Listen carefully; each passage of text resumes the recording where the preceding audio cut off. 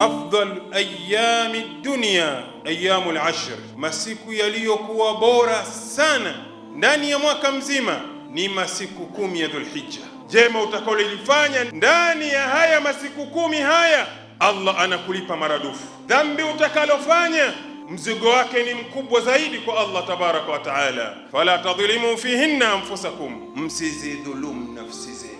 Ukiona ndani ya haya masiku 10 umejibweteka, hukimbii kufanya amali zilizokuwa njema, umebakia pale pale, dhalamta nafsaka, bila shaka umeidhulumu nafsi yako. Siku ya 9 ni siku ya Arafa. Ma min yawmin afdalu inda Allahi min yawmi Arafa, hakuna siku iliyokuwa bora kwa Allah tabaraka wa taala min yawmi Arafa, zaidi ya siku ya Arafa. Saumu yawmi Arafa, si funga ya siku ya Arafa inafuta madhambi ya mwaka uliopita na mwaka ujao. Tuna madhambi chungu nzima, tumemkosea Allah tabaraka wa taala alanan, kwa wazi na kwa siri. Saa zingine madhambi mengine tumekwisha sahau. Funga siku ya tarehe 9, usiache kufunga ili ufutiwe madhambi ya mwaka uliopita na mwaka ujao.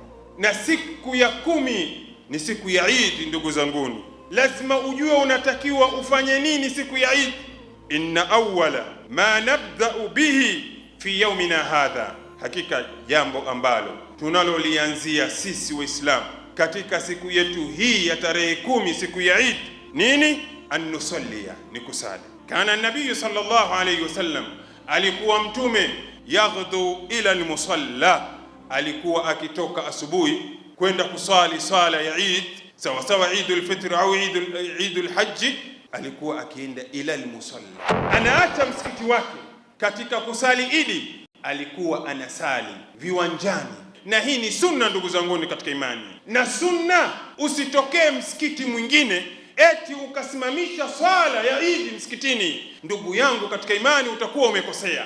Al-Imam Shafi'i rahimahullah anasema, ajma'a al-muslimun, waislamu wote wamekubaliana, ala anna man istabanat lahu sunnatu rasulillah, kuwa mtu ambaye amebainikiwa yeye na mwenendo wa mtume, lam yakun lahu an yada'aha liqawli ahadin minan nas, haipaswi kwake yeye aache sunna eti kwa kauli ya mtu. Mahma yakun, vyovyote atakavyokuwa, awe ni shekhi, ili mradi anakwambia wewe usisalie viwanjani, uende ukasali katika msikiti wake, una haki ya kumfata. Awe ni mwenyekiti wa msikiti, eti anasimama mbele za watu anawaambia hatusali viwanjani, tutasali msikitini, na nyinyi Waislamu mnamsikiliza, mnaacha sunna ya nabiyukum salawatu rabbi wa salamu alayhi kwa kumsikiliza mtu ambaye anavunja sunna, hata kama akiwa nani, una haki ya kumfata. Kila mmoja ajiangalie, je, yeye ameidhulumu nafsi yake ndani ya haya masiku 10 au hajaidhulumu nafsi yake? Balil insanu ala nafsihi basira.